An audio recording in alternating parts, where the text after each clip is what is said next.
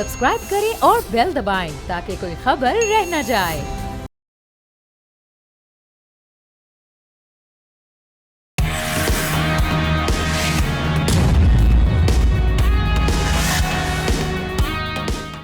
अस्सलामुअलैकुम, आप देख रहे हैं न्यूज़ पंच। मैं हूं आमना खटाना। इंटरनेशनल एरेना पर इस वक्त क्या मामलात चल रहे हैं, इस पर हम बात करेंगे। ख़ास तौर पे यूएस और ईरान में जो हम देख रहे हैं कि बयानात का सिलसिला जारी है, कशीदगी कम होती दिखाई नहीं दे रही। ईरान के पासदारान इनकलाब के कमांडर ने अमेरिका को खुली वार्निंग दी है कि ईरान की उंगली ट्रिगर पर है और किसी भी गलत अंदाजे का जवाब फौरी होगा। उन्होंने अमेरिका और इसराइल को 12 रोज़ा जंग के तजुर्बे से सबक सीखने का मशवरा भी दिया है। ये एक ऐसे वक्त में वार्निंग सामने आई है जब अमेरिका ने ईरान की जानिब बड़ी फौजी ताकत रवाना कर दी है। जंगी बहरी जहाज़ और तैयारे खित्ते में पहुंच रहे हैं, लेकिन सदर डोनाल्ड ट्रंप ये कह रहे हैं कि एक बड़ा बहरी बेड़ा जा रहा है, मगर उम्मीद है उसे इस्तेमाल नहीं करना पड़ेगा। ट्रंप ने दावा किया कि ईरान मुज़ाकरात पर आमादा है और अमेरिका भी बातचीत के लिए तैयार है। इस दौरान हम देख रहे हैं कि डिवोर्स में जब इस वक्त हम इंटरनेशनल इंगेजमेंट्स जारी हैं, तो सदर ट्रंप ने कनाडा पर नाराज़गी का इजहार करते हुए बोर्ड ऑफ पीस में शमूलियत की दावत वापस ले ली है, जबकि तुर्की ने गज़ा में अमन के लिए इंटरनेशनल स्टेबलाइजेशन फोर्स में शमूलियत पर रजामंदी जाहिर कर दी है। इससे पहले पाकिस्तान भी हम देख रहे हैं बोर्ड ऑफ पीस का हिस्सा बनने के लिए आमादा हो चुका है। कायदा तौर पर कल हमने तकरीब भी देखी इस सिलसिले में। अब ये जो सारी सिचुएशन बन रही है, ख़ास तौर पे मशरिक़ वुस्ता, वहाँ पर क्या मंजरनामा बनने जा रहा है, किस तरह से ग्लोबल जो हम तब्दीलियाँ देख रहे हैं, अलायंसेस बन रहे हैं, ये क्या अब मामलात बनने जा रहे हैं, इस पर बात करने के लिए एहतशामुल हक साहब सीनियर एनालिस्ट हमारे साथ हैं। उनके साथ साथ अब्दुल्ला हमीद गुल साहब ने जो कि सीनियर एनालिस्ट भी हैं, चेयरमैन जवानाने पाकिस्तान, उनको भी रिप्रेजेंट कर रहे हैं। दोनों को वेलकम करते हुए एहतशाम साहब, मैं आपसे आगाज़ करती हूँ। ईरान की वार्निंग को हम देखते हैं और साथ ही साथ यूएस की जो नेवल एंड एयर डिप्लॉयमेंट है, इसको देखते हुए आपको लग रहा है कि ये जो हमले की तैयारी है, डायरेक्ट मिलिट्री कॉन्फ्रंटेशन आप करीब देख रहे हैं या अभी ये सिर्फ इशारे हैं? देखिए, हम ना दोनों एक दूसरे को वॉर्न तो कर रहे हैं, और लेकिन इसको हम फिर ही कहेंगे कि ये पोस्टरिंग है और ज़ोर से ज़्यादा एक दूसरे को बताना कि जी मैं क्या कर सकता हूँ। अमेरिकन को बड़ा डेफिनेटली इस बात का पता है कि उनके अहदाफ उनको कैसे मिल सकते हैं। ये अगरचे अलहदा बात है कि इस दफ़ा मिडल ईस्ट के ममालिक जो है ना, उन्हें बड़ी शिद्दत से, ख़ास तौर पे कतर, यूएई और सऊदी अरब ने उनको कहा है कि जी देखें, पहले भी जब ये 12 रोज़ा जंग हुई थी, हमारी जो है ना फ़िज़ा इस्तेमाल हुई थी हमलों के लिए, तो लिहाजा अब ऐसा किया गया है तो हमारे लिए मुश्किल हो जाएगी, क्योंकि ईरान ने प्रोग्राम बना लिया। हम ना जो यहाँ पे सफारती दराए हमें बताते हैं कि उन्होंने को हज़ारों के करीब लाइन अप कर लिए हैं, अपने बैलिस्टिक ड्रोन मिसाइल भी और बैलिस्टिक मिसाइल भी। और बैलिस्टिक मिसाइल तो उनके कहते हैं कि उनका इतना ज़बरदस्त प्रोग्राम है जिस पे वो कहते हैं हम कंप्रोमाइज़ नहीं करेंगे। और एटॉमिक प्रोग्राम तो उनका बंद ही हो गया, और वैसे भी वो कहते हैं कि हमने इसको इस्तेमाल नहीं करना, अपना कोई वेपन ग्रेड पे नहीं लेके जाना। लेकिन बैलिस्टिक मिसाइल प्रोग्राम तो उनका पूरा हो चुका है। उनके पास बाकायदा तौर पर कहा जा रहा है कि 20,000 से ज़्यादा फौरी तौर पर वो डिप्लॉय कर सकते हैं। तो मेरा ख्याल है ज़्यादा परेशानी जो है ना वो गल्फ़ के ममालिक के लिए, क्योंकि इस दफ़ा उन्होंने कह दिया कि अगर हमला हुआ तो हम शिद्दत के साथ अमरीकी जहाँ पे अहदाफ हैं मिडिल ईस्ट में, वहाँ हमले करेंगे। यही वजह है कि इस हवाले से पहले भी जो है ना वो बातचीत की गई थी, और एक इतला तो ये भी थी कि जिस तरह हमारे फील्ड मार्शल ने, तुर्की के सदर ने और MBS ने ये अमेरिकन से बात की थी कि भाई ये करने से हमारे लिए मुश्किलात हो जाएंगी, हमारे लिए तो ख़ास तौर पे हमला होगी, हमारे बैकयार्ड में एक मुसीबत हो जाएगी। ठीक है, हम छोटा मुल्क है, अमेरिकन तो कहते हैं ना वेस्टर्न हेमिस्फीयर में हम किसी को इजाज़त नहीं देंगे जी को वहाँ पे आके साउथ अमेरिका में आके बैठे। और इसी तरह तो इतनी दूर जाके वो कह रहे हैं, हम उनको लग रहा है कि जी वो आर्टिक तरफ आप देख लें कनाडा है, दूसरी तरफ आप देख लें अपना ग्रीनलैंड है, ऊपर अलास्का है, तो वहाँ जाने की वो तैयारी कर रहे हैं। तो हम तो ये कह रहे हैं कि जी हमारे लिए बड़ी मुसीबत हो जाएगी, और ये इन्फ्लक्स रेफ्यूजीज़ का आएगा। और फिर कई हवालों से जो इत्तलात आमना ये आ रही कि हिंदुस्तान की पूरी कोशिश है कि सारे मामले को तेज़ कर दिया जाए ताकि पाकिस्तान के लिए मुश्किलात बढ़ जाएँ। तो हमें तो नेक्स्ट डोर नेबर होने के वाले से तो हम ना हमारी मुश्किलात अपनी जगह पे, लेकिन कुछ ये भी पता चल रहा है कि शायद गिव एंड टेक होने की बात हो रही है, क्योंकि जब 2 दफ़ा से ज़्यादा कह चुके हैं सुप्रीम लीडर भी और उनके प्रेसिडेंट भी, और साथ साथ उनके फॉरेन मिनिस्टर भी राक्षी कह चुके हैं हम बातचीत के लिए तैयार, तो लगता है कि बातचीत का मामला आगे जाएगा। हाँ, ये है कि दोनों अफराफ इस वक्त मैक्सिमम चाहेंगे कि गेन कुछ करना कर सकें, और इस हवाले से प्रेसिडेंट ट्रंप जो है ना वो तो बड़ा वाज़ेह तौर पे कह चुके हैं कि जी अच्छा, एक बात तो उन्होंने मान ली है फौरी तौर पे, जिसके वजह से प्रेसिडेंट ट्रंप ने कहा हम अपना ऐलान वापस कर रहे हैं फॉर द टाइम भी कि जो 2800 फांसियां लगने जा रही थी उसको वो रोक दिया गया है। अमेरिकन को ये बार बार बताया जा रहा है कि देखिए आपका इस वक्त बहुत बड़ा एक जिसको कहते हैं इन्फ्लुएंस है मिडिल ईस्ट में। अगर आप चाहते हैं कि आपको इन्फ्लुएंस रहे तो आपको बना के रखनी चाहिए। सिर्फ इजराइल की खातर आप सऊदी अरब से और यूएई से, कतर से, सारे गल्फ मालिक से, इवन टर्की और पाकिस्तान से भी आप चाहते हैं कि आपके ताल्लुकात खराब हो तो ये ना करें। तो कहते हैं कि किसी जगह सेंस प्रिवेल किया, लेकिन मसला ये है आमना वहाँ तो झगड़ा जो अभी तक खत्म नहीं हो रहा वो है कि जिस तरीके से पेंटागन और सीआईए इकट्ठे हो गए हैं वो प्रेसिडेंट ट्रम्प की बात सुन रहे हैं। व्हाइट हाउस और वजारत खारजा स्टेट डिपार्टमेंट उनको कह रहा है कि जी नहीं, कुछ डिप्लोमेटिक नेसेसिटीज होती हैं, हमें डिप्लोमेटिक चैनल के जरिए अपने अहदाफ हासिल करने चाहिए। लेकिन अभी तो नथिंग कैन बी सेड क्या होगा, लेकिन दोनों तरफ तैयारी भरपूर नजर आ रही है। लेकिन ये भी इतलात आ रही है कि शायद कुछ गिव एंड टेक हो जाए। और जो लेकिन अमरीकी सदर बहुत अनप्रिडिक्टेबल भी है, इस चीज़ से हम बड़े अच्छे से वाकिफ़ हैं। अब्दुल्ला साहब, एक बार वो बात सुनते भी हैं, उसके बाद कुछ से कुछ हो जाता है, मंजरनामा बदल जाता है। अब पाकिस्तान बोर्ड ऑफ पीस का हिस्सा तो बन चुका है। इस सारे सिचुएशन में अगर कोई डायरेक्ट कॉन्फ्रंटेशन की जानिब अमेरिका जाता है तो पाकिस्तान इस सारी सिचुएशन में किस हद तक किरदार निभा सकता है? क्योंकि ऑब्वियसली ईरान हमारे हमसाये में है, वहाँ पर कोई मसले मसाइल होते हैं तो पाकिस्तान में उसके असरात आएंगे। दूसरा ये कि जो हम डिप्लोमेटिक अलाइनमेंट्स देख रहे हैं इस पर भी ज़रा तजिया दीजिएगा। बड़े हम देख रहे हैं ममालिक हैं जो कि बोर्ड ऑफ पीस का हिस्सा नहीं बनना चाह रहे, पीस बोर्ड का हिस्सा नहीं बनना चाह रहे। इसका मतलब है कि कहीं ना कहीं एतमाद की कमी भी है और अमरीकी सदर ये खुद कह चुके हैं कि सोली उन्हीं का फैसला चलता है। कोई पीस बोर्ड के जो मेंबर होंगे, क्या आपको लगता है कि उनकी ओपिनियन लेकर जो अहम फैसले हैं वो लिए जाएंगे? बिस्मिल्लाहिर्रहमानिर्रहीम, बहुत बहुत शुक्रिया। देखें, बोर्ड ऑफ पीस के अंदर 26 इनिशियल मेंबर आए हैं, जिसके अंदर से कनाडा को अगर निकाल दिया जाए तो 25 रह जाते हैं। और उसके बाद जो है उसके अंदर जो बुनियादी तौर पे जो मेरे ख्याल में जिनके ऊपर जुल्म सितम किया गया, बर्बरियत ढाई गई, वो तो फ़लस्तीन है और वो उसका मेंबर है ही नहीं। दूसरी जानिब जिसने जाबराना काम किया, इसराइल, वो वहाँ बैठा है। पाकिस्तान और इसराइल पहली दफ़ा जो है वो एक जगह के ऊपर जो है वो बैठने जा रहे हैं, इकट्ठे बैठने जा रहे हैं। ठीक है, यूनाइटेड नेशन में, लेकिन हम यूनाइटेड नेशन नहीं बैठते, हम जो है वो उनको बायकॉट कर देते हैं। अभी आपको याद है नेतन्याहू आया था तो सब लोगों ने बायकॉट करके जो है वो चले गए और वहाँ वो खाली तकरीर करता रहा। मुस्लिम दुनिया का तो लोग वहाँ नहीं मौजूद थे। दूसरी जानिब जो है वो ये देख लीजिए कि अगर हम नहीं बनते बोर्ड ऑफ पीस मेंबर तो फिर क्या हासिल हो जाता। ये एक नई अलाइनमेंट का आपने जिक्र किया है, ठीक है, वहाँ बैठेंगे, कुछ अपनी बात मनवाएंगे या कुछ कम से कम सुनेंगे, या कम से कम अमेरिका को या दीगर दुनिया को ये कहने का मौका नहीं मिलेगा कि हम जो है जनाब जब कोई पीस प्रोसेस शुरू हो रहा था तो हम उसका हिस्सा नहीं थे। हाँ, अब जितना भी ओनर्स है वो इजराइल के ऊपर चला जाएगा और जाहिर है डोनाल्ड ट्रंप जो है वो यही चाहेंगे कि पीस प्रोसेस जो है वो प्रिवेल करे, और अगर उसके अंदर कोई रखना डालेगा इजराइल, जो जाहिर है उसी की जानिब से रखना आता है, तो फिर इसका मतलब है कि कम से कम दुनिया को नुक्ताचीनी का मौका मिल जाएगा। दूसरी जानिब जो है वो ईरान है। ईरान जो है बोर्ड ऑफ पीस का मेंबर नहीं बना और ना ही वो बनने जाने का कोई उसका इरादा है।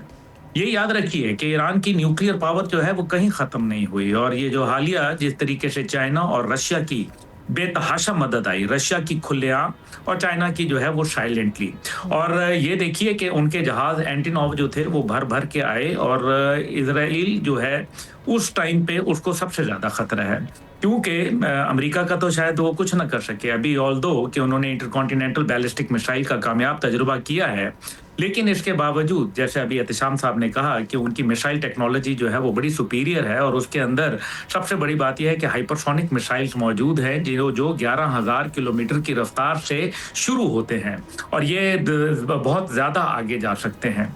मकसद यहाँ ये कहने का है कि दुनिया में कोई सिस्टम इस टाइम पे अमेरिका समेत किसी के पास नहीं है जो हाइपरसोनिक मिसाइल्स का तोड़ निकाल सके। इसका मतलब यह है कि अगर जो अमेरिकी अड्डे, जो 21 अमेरिकी अड्डे इस खित्ते में मौजूद हैं अरब ममालिक के अंदर, ईरान उनको निशाना बनाएगा, जिस तरह से हदीद बेस को उसने कतर में निशाना बनाया था। नतीजा जो था वो आपको पता है, कतर के लिए बहुत मुश्किलात पैदा हो गई थी और फिर अमेरिका को इंटरवीन करना पड़ा था और ये जंग को ख़त्म करना पड़ा था। दूसरी जानिब जो है, जो अभी अमेरिका ने बंकर बस्टर बॉम्ब्स जो है इस्तेमाल किए अपने B-52 तैयारों के जरिए, वो उसके अंदर किसी में कामयाबी इसलिए हासिल नहीं हुई क्योंकि कोई IAEA के मुताबिक कोई ताबकारी नहीं फैली। अगर ताबकारी नहीं फैली तो इसका मतलब है कि वो जो 320 kg के करीब जो न्यूक्लियर फिसाइल मटेरियल है वो ईरान के पास कल भी मौजूद था और आज भी मौजूद है। तीसरी बात यह है कि मिलिट्री पॉस्चरिंग, और ये जाहिर है एक तरीका होता है, जर्नैल जहां भी होते हैं वो मिलिट्री हल निकालना चाहते हैं, और अमेरिका के अंदर भी जो पेंटागन है वो चाहता है कि इसका कोई मिलिट्री सोल्यूशन निकाला जाए, जो कि कामयाब नहीं होगा। आप देखें कि उन्होंने पॉलिटिकली लोगों को अवेयर किया, लोगों को बाहर निकाला, लेकिन वो मूवमेंट जो है वो बैठ गई। उसके बाद जो है वो अब अमेरिका क्या करेगा, अवाम जो है वो एक दफा फिर इकट्ठी हो जाएगी उनके साथ, और फिर इजराइल का जो है वो खैर नहीं होगी। इसलिए मेरा नहीं ख्याल के बावजूद इसके कि दो न्यूक्लियर पावर्ड जो यूएसएस अब्राहम लिंकन और यूएसएस जॉर्ज डब्ल्यू बुश दोनों को खित्ते में भेज दिया गया है। यूएसएस अब्राहम लिंकन जो था वो 2024 के अंदर जब ईरान और इजराइल के दरमियान में जो है वो मामलात खराब हुए तो उस टाइम पे वो उसको वैसे ही वहां प्लेस कर दिया गया था, और वो अभी भी मशरक़ वस्ता में मौजूद था। दूसरी जानिब जो है वो आप देख लें कि इन दोनों जहाज़ों के ऊपर तकरीबन 90 जहाज और साथ ही साथ जो हेलीकॉप्टर्स हैं वो इस पे मतलब फी जहाज जो है वो आ सकते हैं। ये एक बहुत बड़ी मिलिट्री पावर है। इस टाइम पे बियॉन्ड विजुअल रेंज जो मिसाइल सिस्टम है वो ईरान के पास पहुंच चुके हैं, और बियॉन्ड विजुअल रेंज और कामाकाजी स्टाइल के ड्रोन्स जो कि पहले भी यूएसएस जो यहाँ वॉरशिप्स खड़े थे जो यमन के पास, उनको जो है निशाना बनाया गया और उन्होंने नुकसान पहुंचाया, क्योंकि कामाकाजी स्टाइल के जो ये लकड़ी के बने हुए जो ड्रोन्स हैं ये रेडार के ऊपर नहीं आते, जिसके नतीजे के अंदर जो है वो तबाही हो सकती है। अब इसके बाद जो है ये सारे इजराइल बार बार यही कहता रहा, और जो हम इंटरनेशनल रिपोर्ट्स देखते रहे वो यही कहते रहे कि इजराइल जो है वो ईरान को एक थ्रेट लेता है और इस पे हमला करने का सोच रहा है बहुत जल्द। हमने माजी करीब में भी ये रिपोर्ट्स देखी थी। उसके बाद ये सारा एकदम से सिचुएशन टेंस हो गई अमेरिका और ईरान के दरमियान। सो आप समझते हैं कि प्रॉक्सीज के जरिए करेंगे, डायरेक्ट मिलिट्री कॉन्फ्रंटेशन आपको दिखाई नहीं दे रही है अभी? मैं नहीं समझता, it will be a very foolish thing कि अगर वो डायरेक्ट मिलिट्री कन्फ्रंटेशन पे आते हैं, because fear a man who has got nothing to lose. एक आदमी जिसके पास लूज करने के लिए कुछ ना हो उससे डरना चाहिए। याद रखिए ईरान जो है एक हमेशा से कौम थी, और अपने मरने से पहले वो दुनिया के अंदर इजराइल को नहीं रहने देगा। और इजराइल, आपको याद है अभी चंद दिन पहले इजराइल ने कहा था कि वॉर ना हो तो बेहतर है। क्यों? क्योंकि इजराइल को डर लग गया, उसको पता है कि उनके जो मिसाइल्स हैं वो आएंगे, वो हाजी कसीम और हाजी कसम और जो उनके शहाब हैं दीगर हैं वो उनके मिसाइल जो हैं वो उनको उधेड़ के रख देंगे। इसलिए इजराइल को अपनी सेफ्टी और सिक्योरिटी जो है वो उनको खतरे में नजर आती है, और साथ ही साथ अमरीकी अड्डे जो हैं वो उनको खतरे में नजर आते हैं, क्योंकि अगर ईरान ने ऐसा कुछ कर दिखाया तो अमेरिका की जो मिट्टी है वो बहुत जबरदस्त किस्म की पलीत होने वाली है। दूसरी जानिब जो है वो यूरोप जो है इस टाइम पे आपने देखा तो उसका मूड चेंज हो चुका है। देखिए अब्दुल्ला, ये तो आप ठीक कह रहे हैं कि ये अगर जंग होती है तो शायद इजराइल के लिए इस दफ़ा ज़्यादा मुश्किल होगी। अभी से आप देख लें कि उन्होंने 10,000 नए बंकर बना दिए और तल अवीव व बाकी शहरों में कि आप वहाँ घुसें, और पिछली दफ़ा के भी अभी तक कंपनसेशन वो जो 25,000 वो कहते हैं घर जो तबाह हुए थे या पाशी तबाह हुए थे तल अवीव व बाकी जगहों पर इसराइल ने पेमेंट नहीं की, और नतीजतन लोग उनके खिलाफ भी हैं। लेकिन दूसरी तरफ ये भी तो मसला है ना अब्दुल्ला कि ईरान तो रिसीविंग एंड पे है ना। सब कुछ करने के बावजूद अगर इस स्टेज पे ये हमला हो जाता, ठीक है ईरानी बड़ी नेशनलिस्ट कौम है, अभी जिन लोगों ने बड़े ये मुजाहरे भी किए थे, लेकिन जब उनको ये पता चला या पता चल रहा है कि जी सारे नतीजे में अल्टीमेटली अपना इजराइल और अमेरिका हाथ मिलाएंगे और हमें नुकसान होगा, तो वो इकट्ठे हो गए। तो ये मैसेज अब वननेस भी दुनिया को गया है कि भाई ऐसा नहीं है। देखें, बड़ी अच्छी बात है तिशामुल हक साहब ने कही है, और ये बिल्कुल इसमें कोई शक नहीं है कि वो डिप्लोमेटिक चैनल्स जो हैं उनको एंगेज रखे हुए हैं। इराक़ी साहब हैं, कालीबाफ हैं, दीगर लोग हैं, वो इसके ऊपर कर रहे हैं। और ये भी एक हकीकत है कि खामेनी साहब के बाद कोई ऐसी जो तवाना आवाज़ है वो नज़र नहीं आ रही। पहले इब्राहिम रईसी मौजूद थे, लेकिन अब 86 साल के हैं खामेनी साहब, और जाहिर है अगर ये इनको खुदा न खास्ता कुछ होता है तो मुश्किलात में इजाफा ज़रूर होगा। ईरान को इस बात का इल्म है। Thank you so much Abdullah Hamid गुल साहब फॉर योर टाइम। आपने बड़ा अच्छा तज्जिया इस पर पेश किया है। तो शाम साहब साथ ही रहेंगे, एक ब्रेक लेते हैं, ब्रेक के बाद वापस आएंगे।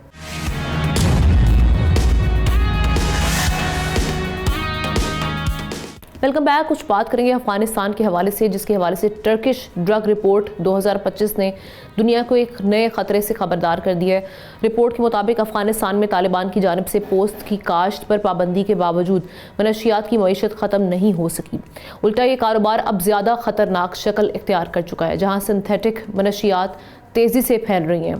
दूसरी जानिब अफ़गानिस्तान के जो हम देख रहे हैं टेररिस्ट अटैक्स के हवाले से ताजिकिस्तान ने भी अपने कंसर्न्स रेज़ किए हैं और इसको संगीन ख़तरा करार दे दिया है। ताजिक सदर इमाम अली रहमान का कहना है कि हालिया हमले खित्ते के इस्तेहकाम पर सवालिया निशान है।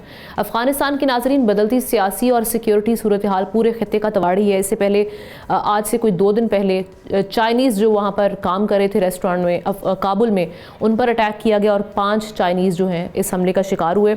कहा यह जाता है कि ISKP ने इस हमले की जो जिम्मेदारी कबूल की थी और तकरीबन 5000 चाइनीज़ जो हैं वो काबुल में बसे हुए हैं।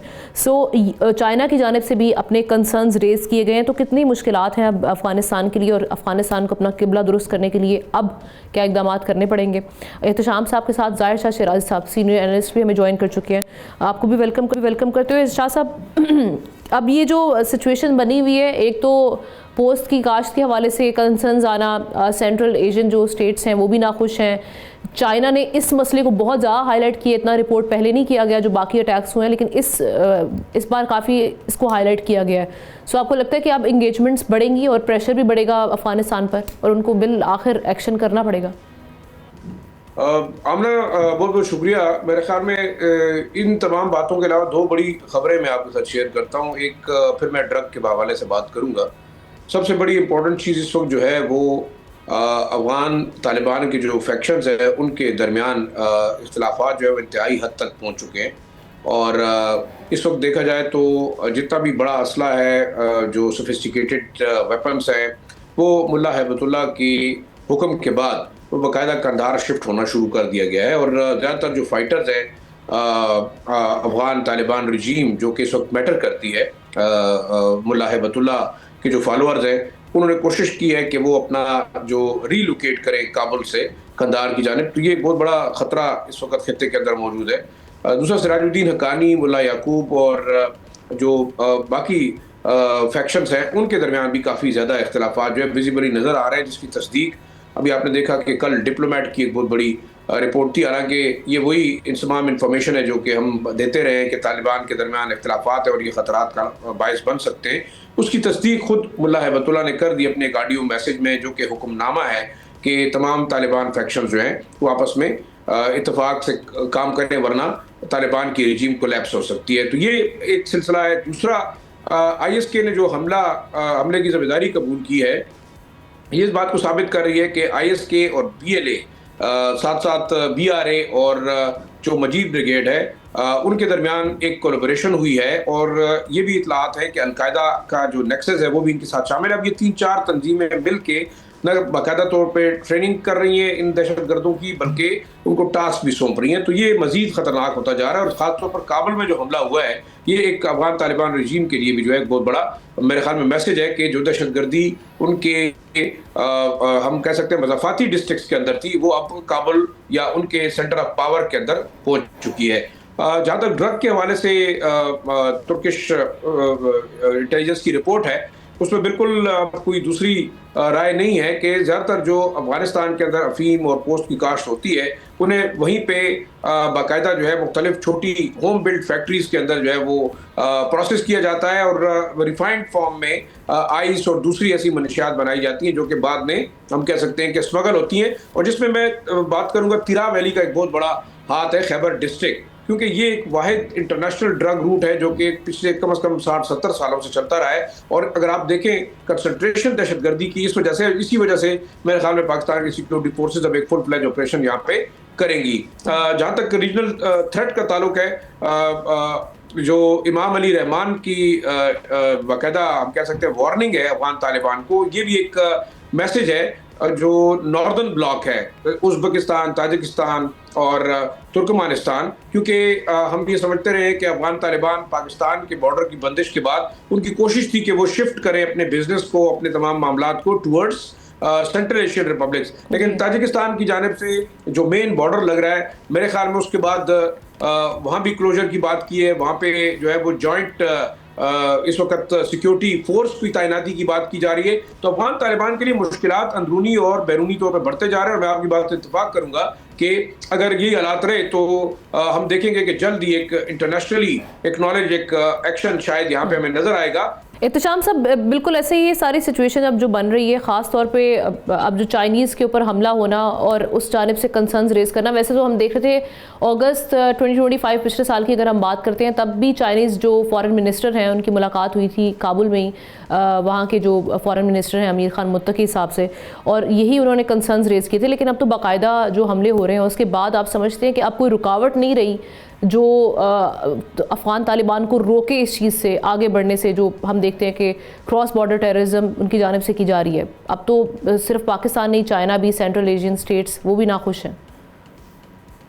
देखिए, हम ना दो चीज़ें हैं। एक तो जो जायशा भी जिसकी तरफ इशारा कर रहे हैं कि इनके अंदरूनी इख्तलाफात की वजह से न सिर्फ वो खुद परेशान है बल्कि हिंदुस्तान भी परेशान लग रहा है, और उसके साथ साथ इसराइल भी कहा जा रहा है कि परेशान लग रहा है, क्योंकि इन तीनों का नेक्सस हो गया है कि पाकिस्तान को डिस्टेबलाइज किया जाए और अपने अहदाफ हासिल किया जाए।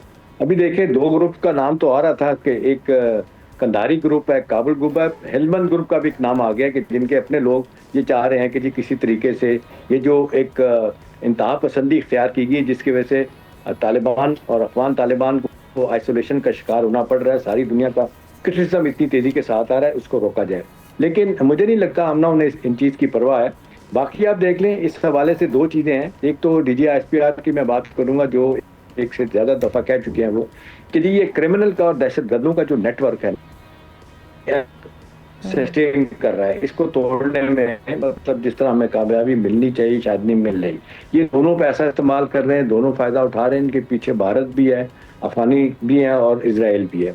तो हमारी मुश्किलात इस हवाले से तो हैं। अच्छी बात है कि इंटरनेशनल कंसर्न चाइना के बाद सेंट्रल एशिया और बाकी मालिक जितनी तेज़ी के साथ कह रहे हैं, और बैक टू बैक हमने जो रिपोर्ट्स आई हैं, यूनाइटेड नेशन की रिपोर्ट देखें, जर्मनी की रिपोर्ट देखें, फिर इसी तरह से आप देख लें न्यूयॉर्क वाशिंगटन टाइम ने भी इन दोनों आर्टिकल लिखे कि ये दहशतगर्दी जो है ना जिस तरीके से फैल रही है, ये बाकी मालिक के लिए मुश्किलात पैदा करेगी। बाकी हम ना 13 वैली में तो अब ये साबित हो गया है कि 12,000 एकड़ जो जगह है जिसपे एक ज़माने में पहली जब इनकी हुकूमत आई थी अफगान अपना तालिबान की, तो वो इन्होंने वो इलाका ख़त्म कर दिया था जहाँ पे पॉपी कल्टीवेशन होती थी। अब इन्होंने दोबारा शुरू कर दिया। अब ये कहा जा रहा है कि 800 से 1 बिलियन डॉलर की ट्रेड है। ये पैसा फ्यूम और ड्रग का इस्तेमाल करके वेपन लेते हैं, और इसी तरह से अरबाब राय तावान के अलहदा केसेज हैं जहाँ ये पैसे ले रहे होते हैं। तो मुश्किलात के साथ साथ ये अपने मामलात को भी सस्टेन कर रहे हैं।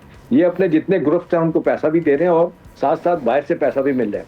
अमेरिकन की दोहरी पॉलिसी आमना नहीं समझ आती। बाइडेन गवर्नमेंट में 40 बिलियन डॉलर इनको हर महीने मिल रहा था, इन्होंने प्रेसिडेंट ट्रम्प ने आके रोक दिया था। अब कहा जा रहा है कि 30 बिलियन डॉलर इनको दोबारा मिल रहा है। अब अमेरिका इनसे क्या हासिल करना चाहता है, वो उनके अमेरिका के क्या अहदाफ है, इतना हमें पता चलता है कि CIA के ऑपरेशन बहुत ज़्यादा है। और वैसे भी हमारे इस रीजन में कहा जा रहा है KP में और बलूचिस्तान में 12 security intelligence agencies international level पे काम कर रही बाहर की। इवन सऊदी अरब, बहरीन और UAE के इंटेलिजेंस एजेंसीज भी, उनका भी यहाँ पे इन्फ्लुएंस पाकिस्तान में है। तो हमारे तो हर तरफ से मुश्किलात हैं। अच्छी बात है कि अभी जिस तरीके से यूनाइटेड होकर ऑपरेशन किया जा रहा है, और 13 वैली में तो अब हुकूमत बड़ा वाज़े तौर पे कह रही है इस्टेब्लिशमेंट और सिक्योरिटी इदारे के भरपूर वहाँ पे ऑपरेशन हो रहा है। ज़ाहिर मुझसे ज़्यादा अच्छा जानते हैं इसके बारे में।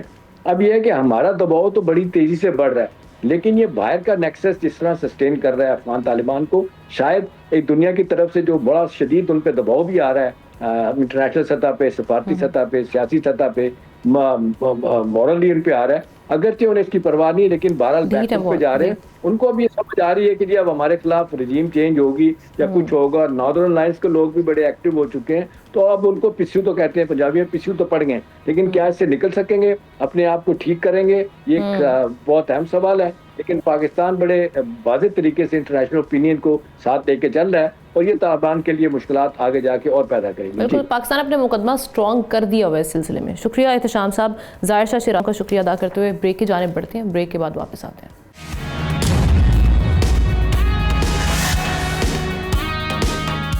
वेलकम बैक नाजरीन। बात एक बार फिर करेंगे हम गुल प्लाजा की, और आतिश ज़दगी के छठे दिन रिकवरी और सर्च ऑपरेशन जारी है। आज भी मलबे से मजीद बाक़ियात निकाली जा रही हैं और जाँ बहक अफराद की तादाद अब बढ़ती चली जा रही है। हुकाम के मुताबिक 80% सर्च ऑपरेशन मुकम्मल हो चुका है, मगर मलबा अब भी सवाल बनकर खड़ा है। दूसरी जानिब गवर्नर सिंध ने जुडिशल इंक्वायरी का मुतालबा कर दिया है। MQM का कहना है कि तहकीकाती कमेटी की मौजूदगी में मलबे से लदे 2 ट्रक्स का गायब होना कई सवालात को जन्म दे रहा है। सिंध हुकूमत 18वीं तरमीम के खात्मे पर सवाल उठा रही है और MQM कराची को विफाक के मातहत लाने का मुतालबा भी कर रही है। और बहुत सारे सवाल इस हवाले से हमारे सामने मौजूद हैं, इसी पर बात करते हैं। हमने इनवाइट किया आज एक तो जो आरिफ जो शहीद हुए हैं इसमें, उनके वालिद साहब मोहम्मद रफ़ीकुल्लाह साहब, वो हमारे साथ होंगे। उनके साथ बात करने के लिए सिंध गवर्नमेंट के स्पोक्स पर्सन मुस्तफ़ा अब्दुल्ला साहब हमारे साथ मौजूद होंगे। दोनों को वेलकम करते हैं। पहले मैं रफ़ीकुल्लाह साहब की जानिब बढ़ती हूँ। सबसे पहले तो हम ताज़ियत करना चाहेंगे, अल्फाज नहीं मिल रहे। बहुत ही बड़ा और सानहा तो हुआ और बहुत बड़ा दुख है आपके लिए, मुश्किल घड़ी है आपके लिए, लेकिन कुछ चीज़ें जानना बहुत ज़रूरी हैं। उनमें सबसे पहले तो अपने बेटे के हवाले से बताइएगा, क्या उम्र थी, वहाँ पर उनकी क्या दुकान थी, काम करते थे या शॉपिंग के सिलसिले में गए थे, क्या सिचुएशन थी वहाँ पे? जी बिस्मिल्लाहिर्रहमानिर्रहीम। सबसे पहले तो मैं आप लोगों का, आपके मीडिया का, बोल न्यूज़ का बहुत बहुत ज़्यादा शुक्रिया अदा करूँगा। आप लोगों का मैं बड़ा मशकूर हूँ कि आप लोगों ने पूरी जो गुल प्लाजा की जो हालात थी इसको आप लोगों ने कवर किया और हाईलाइट किया। मेरा नाम मोहम्मद रफ़ीक है और मेरे बेटे का नाम मोहम्मद आरिफ है। वो सेलमैन का काम करता था दुबई क्रोकरी में।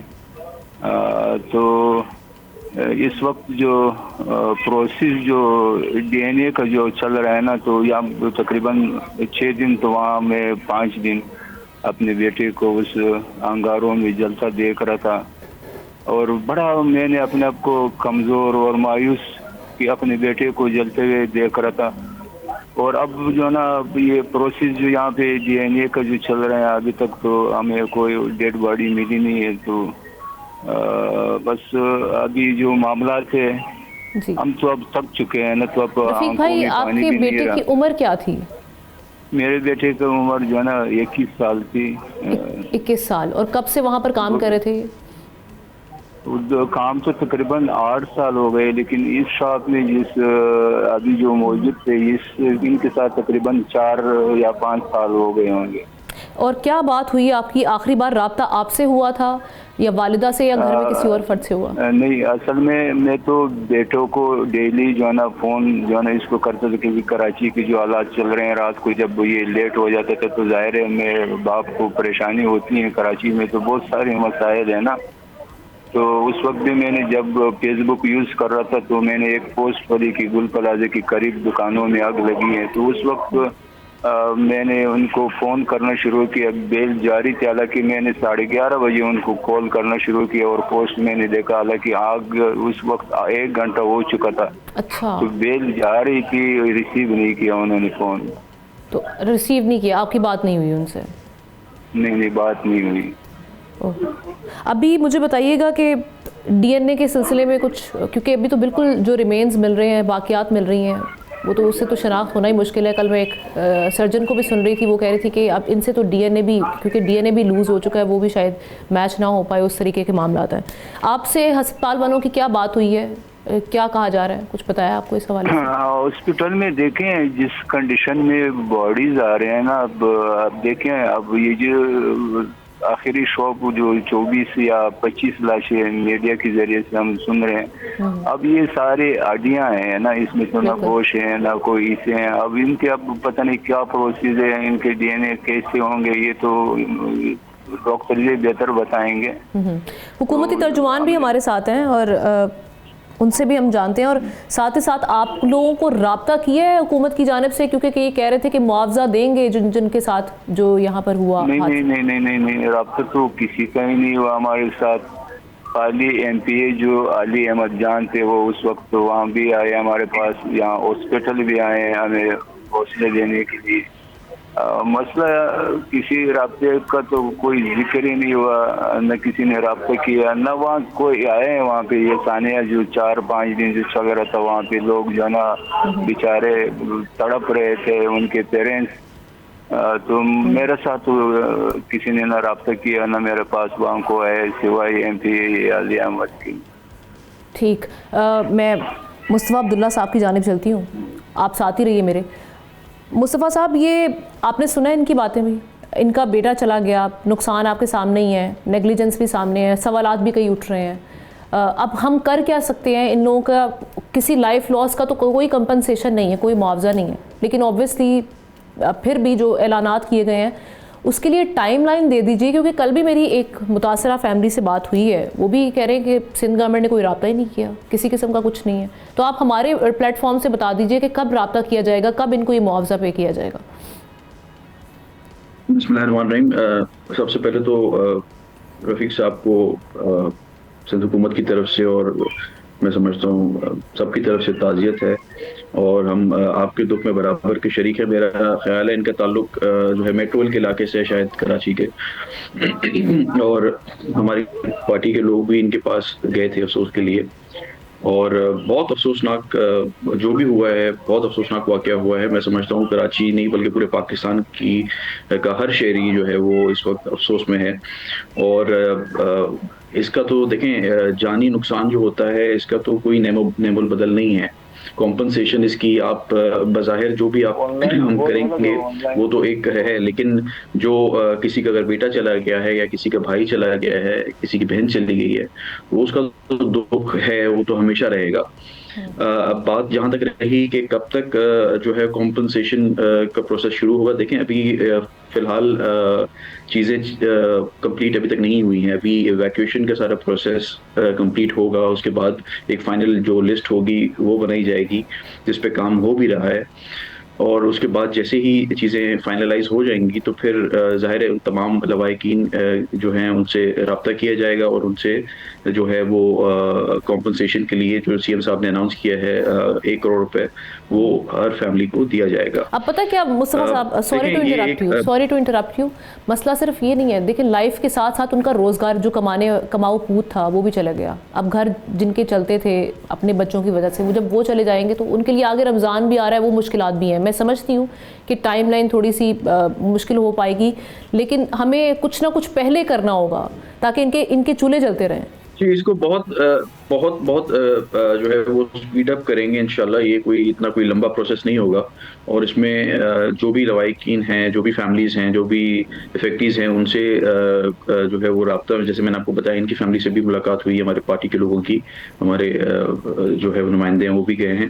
तो मज़ीद जो भी फैमिलीज़ हैं उनके साथ भी कनेक्शन बिल्डअप कर रहे हैं, और उनसे राब्ता करके इंशाल्लाह जैसे जैसे चीज़ें क्लियर होती जाएंगी वी विल कॉम्पनसेट दैम। और साथ साथ हमारा ये भी इरादा है कि जितने भी शॉप्स जिनके साथ ज़ाहिर एक हादसा हुआ है उनको भी जो है वो रीबिल्ड किया जाएगा, और रीबिल्ड करके ज़ाहिर है उनको दोबारा कोशिश करेंगे उन ट्रेडर्स को, क्योंकि सारे जो ताजिर बरादरी है ये भी हमसे राब्ते में है, तो उनके साथ हम कोशिश करके कि ये जो एक सानिया हुआ है इसका तो देखें जो लॉस है, जो एक ट्रॉमा है, वो तो रहेगा, लेकिन जो कर सकते हैं वो बिल्कुल गवर्नमेंट करेगी, और हर मुमकिन कोशिश करेगी कि जो है वो जिस तकलीफ के टाइम पे जो है इनके साथ खड़े रहें। और क्या अब किया जा रहा है आगे इंश्योर करने के लिए कि जो बाकी प्लाजाज हैं, ऑब्वियसली हम जानते हैं कि कितनी ऐसी इमारतें हैं, ला तादाद इमारतें ऐसी जहाँ पे कोई फायर फाइटिंग कैपेसिटी नहीं है, इस तरह के इंतजामात नहीं है। ऑडिट रिपोर्ट आपकी गवर्नमेंट कहती है जी हमने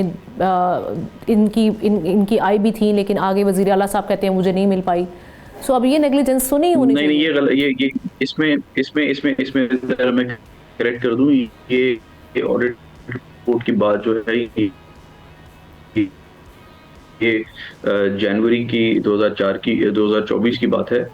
उस वक्त जो है वो मुतलका डीसी थे, फिर वहाँ तक वो उनको लेटर चला गया था, तो वो थोड़ा सा एक करेक्ट कर दूं। सेकेंडली बात ये है कि जितनी भी बिल्डिंग्स और जितने भी प्लाजाज हैं कराची में, उनके लिए हम कोशिश कर रहे हैं, और जो इंडस्ट्रियल बिल्डिंग्स भी हैं उनके लिए भी एक कोई लेजिस्लेशन हम लेके आएंगे जिसमें मैंडेटरी होगा कि जो सेफ्टी मेजर्स जो ज़रूरी हैं वो लिए जाएं, उसके बगैर चीज़ें नहीं। देखें कुछ चीज़ें हमें ये भी एक्सपेक्ट देखना होगा कि जो गैर सरकारी बिल्डिंग्स हैं या जो प्राइवेट बिल्डिंग्स हैं, प्राइवेट प्लाजाज हैं, कुछ इनकी भी अपनी SOPs होनी चाहिए जो इनको रेगुलेट करनी चाहिए, और शायद अगर वो नहीं कर रहे थे या गफलत कर रहे थे, दैट इज़ ऑल्सो रॉन्ग। उसको भी हमें मद्देनजर रखते हुए बात को जो है वो आगे ले जाना पड़ेगा, वो भी सख्ती आपको ही करनी पड़ेगी। लेजिस्लेशन में ये कंपलसरी करेंगे कि तमाम जी ये सख्ती ज़रूरी है, और आई थिंक इसमें ट्रेडर्स भी इस बात से राज़ी हैं, और जो बिजनेस कम्युनिटी है वो भी राज़ी, क्योंकि देखिए नुकसान तो फिर सबका हो रहा है ना, जानी नुकसान भी हो रहा है, कारोबारी नुकसान भी हो रहा है, आपकी जो है पूरी एक किस्म की हर चीज रुक गई है। और जो जानी नुकसान है वो तो बहुत सबसे बड़ा नुकसान तो जानी नुकसान है, मैं कहता हूँ। कारोबार तो फिर भी खड़ा हो जाएगा, बिजनेस तो फिर भी चल जाएगा, इकोनॉमी तो फिर भी बेहतर हो जाएगी। जो जानी नुकसान है, मैं समझता हूँ इसका कोई नेमुल बदल नहीं है। तो उस पर हमें थोड़ा सा ये जो बाकी हमारी जो बिजनेस कम्युनिटी है और जो प्राइवेट बिल्डिंग्स और जो फ्लैट्स हैं, अपार्टमेंट्स हैं या प्लाजास चला रहे हैं, जो एसोसिएशंस हैं, उनकी भी कुछ चेक एंड बैलेंस और रेगुलेशन जो है मेरे ख्याल में ये भी बहुत मैंडेटरी है, क्योंकि कहीं ना कहीं नेग्लिजेंस वहां से भी आती है। चले, इस हवाले से अपडेट लेने के लिए मैं बार बार आपको तकलीफ देती रहूंगी, अपने प्रोग्राम में आने का मौका देती रहूंगी, जानती रहूंगी कि भाई ये जो खास तौर पे जो कंपनसेशन वाले मामला हैं और आगे बिल्डिंग्स की सेफ्टी के लिए क्या किया जा रहा है। बहुत शुक्रिया मुस्तफ़ा अब्दुल्ला साहब, और मैं शुक्रिया अदा करूँगी मोहम्मद रफ़ीक साहब और उनके बेटे के लिए दुआ गो हैं। अल्लाह ताला उनको करवट जीप करे, आप सबको हौसला दे। बहुत मुश्किल वक्त है, बहुत बड़ा ट्रॉमा है। इस पेन से हम बिल्कुल इसका अंदाज़ा नहीं कर सकते, जो गुजरा है वही जानता है जिस पर गुजरी है। शुक्रिया अदा करते हुए प्रोग्राम का वक्त ख़त्म हो जाता है। आपसे इंशाल्लाह अगले हफ्ते मुलाकात होगी। अल्लाह हाफ़िज़।